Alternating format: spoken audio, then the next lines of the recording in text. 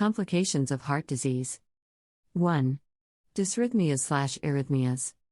Dysrhythmias, also known as arrhythmias, are abnormal heart rhythms that can affect the rate, regularity, or sequence of electrical impulses in the heart. These abnormal rhythms can occur in the atria, upper chambers of the heart, the ventricles, lower chambers of the heart, or both. Dysrhythmias can range from mild and benign to life-threatening. Here's an overview of dysrhythmias. Types of dysrhythmias. Atrial arrhythmias. These occur in the atria and include conditions like atrial fibrillation, AFib, atrial flutter, and atrial tachycardia. These arrhythmias can lead to irregular and often rapid heartbeats. Ventricular arrhythmias. These occur in the ventricles and include conditions like ventricular tachycardia and ventricular fibrillation. Ventricular arrhythmias can be life-threatening and may lead to sudden cardiac arrest. Bradycardias. Bradycardias are abnormally slow heart rhythms, typically defined as a resting heart rate of less than 60 beats per minute. They can result from problems with the heart's electrical conduction system. Tachycardias. Tachycardias are abnormally fast heart rhythms, often defined as a resting heart rate of over 100 beats per minute. They can originate in the atria, supraventricular tachycardias, or the ventricles, ventricular tachycardias. Causes of dysrhythmias. Dysrhythmias can be caused by various factors, including heart disease, such as coronary artery disease or heart valve disorders, high blood pressure, hypertension, electrolyte imbalances, for example, low potassium or magnesium levels, structural heart abnormalities, medications, especially those that affect the heart's electrical conduction, excessive alcohol or caffeine consumption, smoking, stress or anxiety, genetic factors. Symptoms of dysrhythmias. The symptoms of dysrhythmias can vary widely and may include palpitations, awareness of irregular or rapid heartbeats, chest discomfort or pain, dizziness or lightheadedness, fainting, syncope, shortness of breath, fatigue, anxiety. Treatment of dysrhythmias. Treatment depends on the type of dysrhythmia, its severity, and the presence of symptoms. Treatment options include medications to control heart rate and rhythm, catheter ablation to target and eliminate abnormal electrical pathways, pacemakers to treat bradycardias, implantable cardioverter defibrillators, ICDs, to treat ventricular arrhythmias, lifestyle modifications, such as reducing caffeine and alcohol intake, managing underlying medical conditions, like heart disease or hypertension. In some cases, cardioversion or defibrillation may be performed to restore normal rhythm. 2. Heart failure.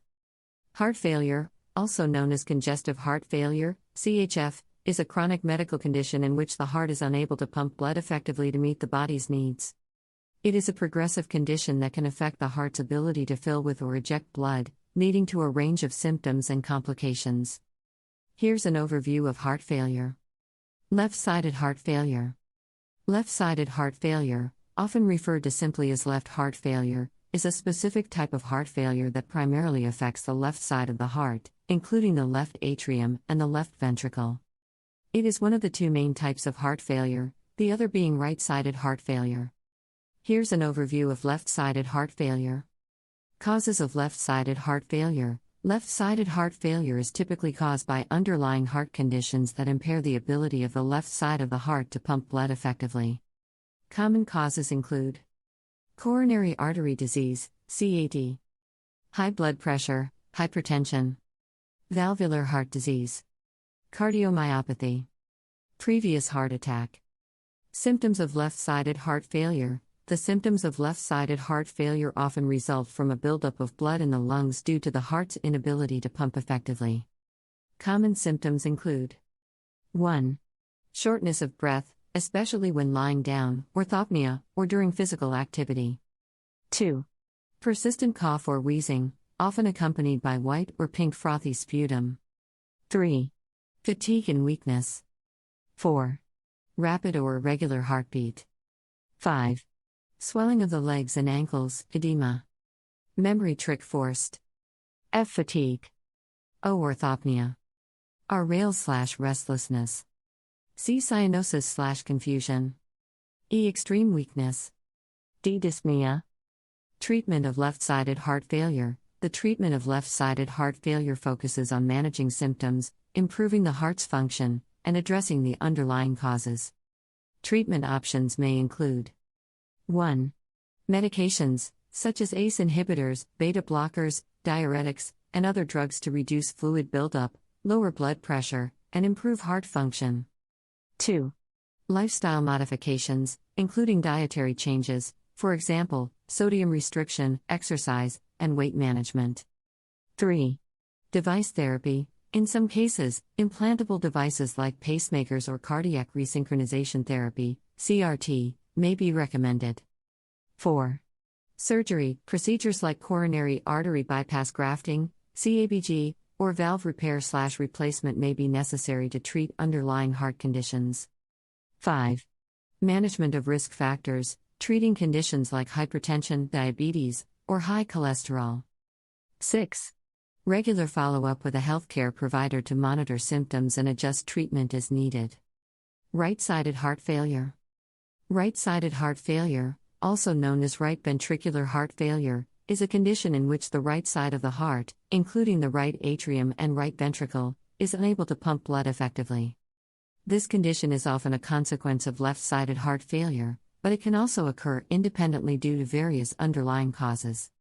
Here's an overview of right-sided heart failure. Causes of right-sided heart failure. Right-sided heart failure is typically caused by conditions that affect the right side of the heart, the pulmonary circulation, or the lungs.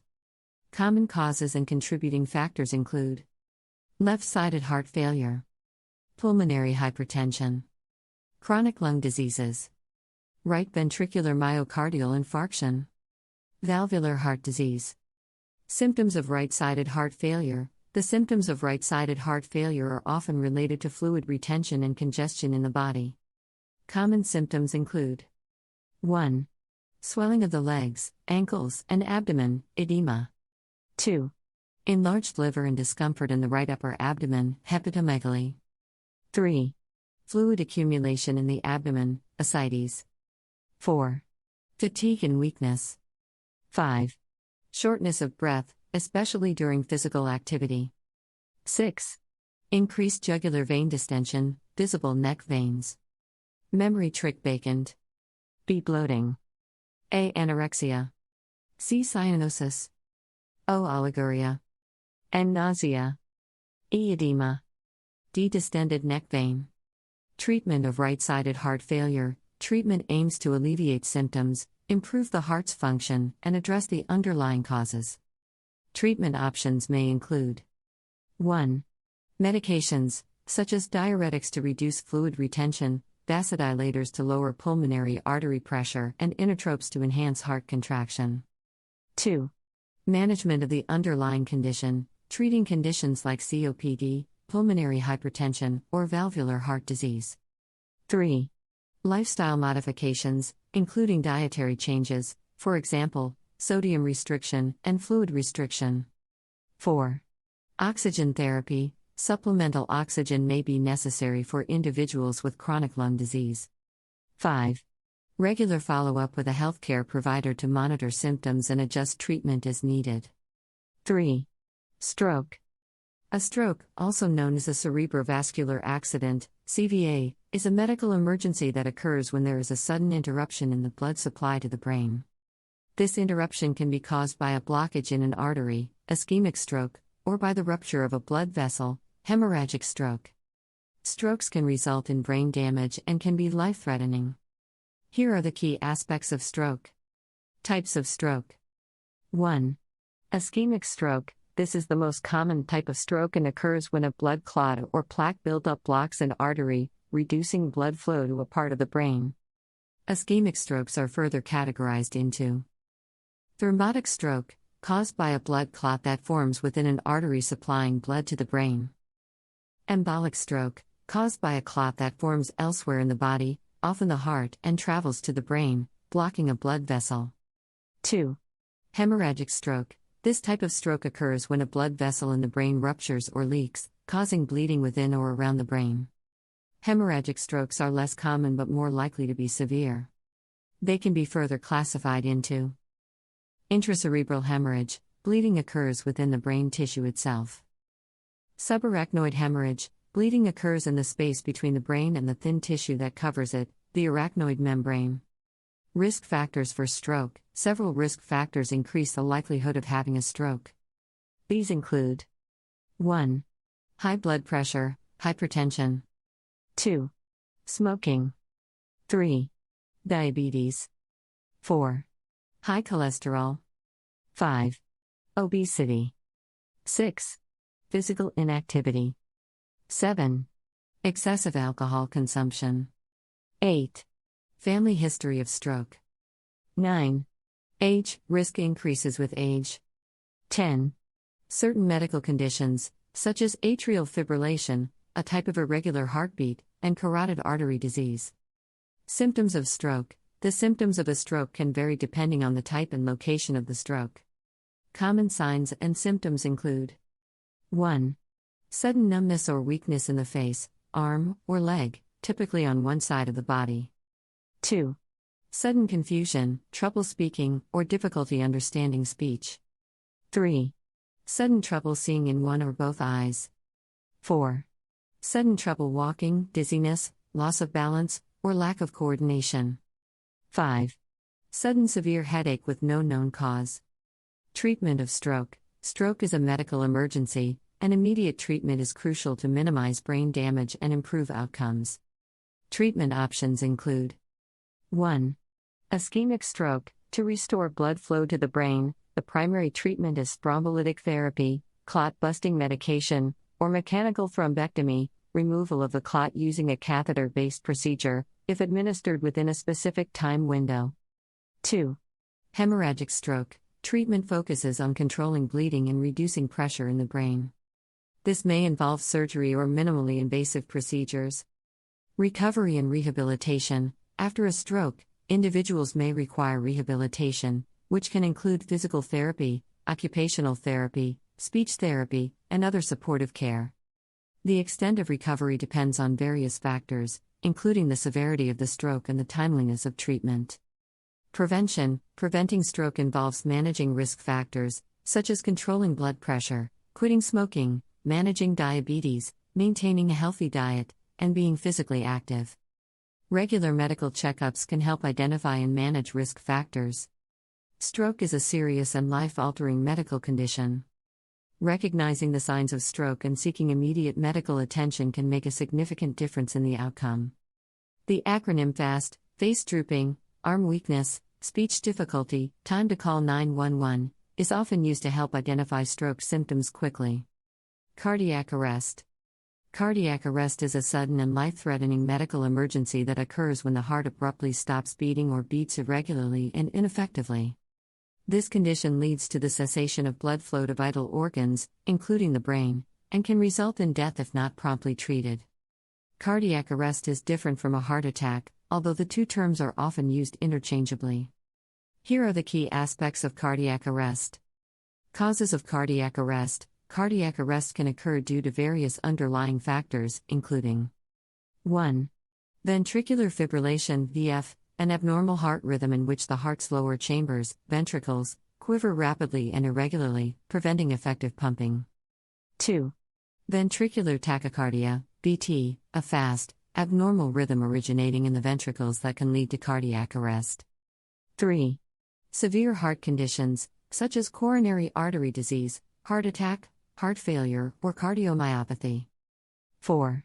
Electrical disturbances, conditions like long QT syndrome, Brugada syndrome, or Wolff-Parkinson-White syndrome. 5. Electrolyte imbalances, such as low potassium, hypokalemia, or high calcium levels, hypercalcemia. 6. Trauma, severe injury, such as a blunt chest trauma. 7. Drug overdose, especially from certain medications or illicit drugs. 8. Respiratory failure, prolonged lack of oxygen in the bloodstream. Symptoms of cardiac arrest. Cardiac arrest typically occurs suddenly, and the affected individual may 1. Collapse or lose consciousness abruptly, often without warning. 2. Not have a detectable pulse or heartbeat. 3. Stop breathing or have gasping, irregular breaths, agonal respirations. 4. Become pale or cyanotic, bluish skin color, due to lack of oxygen. Treatment of cardiac arrest. Cardiac arrest is a medical emergency that requires immediate action to maximize the chances of survival. The primary treatment is cardiopulmonary resuscitation, CPR, combined with the use of an automated external defibrillator, AED, or manual defibrillator to restore a normal heart rhythm. The steps in treating cardiac arrest include: 1. Start CPR, begin chest compressions to maintain blood circulation. Push hard and fast on the center of the chest at a rate of about 100 to 120 compressions per minute. 2. Use an AED, if available, apply an AED to analyze the heart's rhythm and deliver an electric shock, defibrillation if indicated. 3. Continue CPR and defibrillation. Perform cycles of CPR and defibrillation as needed until professional medical help arrives or the person regains consciousness. Prognosis. The prognosis for cardiac arrest depends on several factors, including the cause, the speed of response, and the quality of CPR and defibrillation. Immediate and effective CPR and early defibrillation significantly increase the chances of survival and minimize brain damage. After successful resuscitation, individuals who experience cardiac arrest often require intensive medical care, including hospitalization and evaluation to identify and treat the underlying cause. Long-term management may include medications, lifestyle changes, and, in some cases, implantable devices like pacemakers or implantable cardioverter defibrillators, ICDs.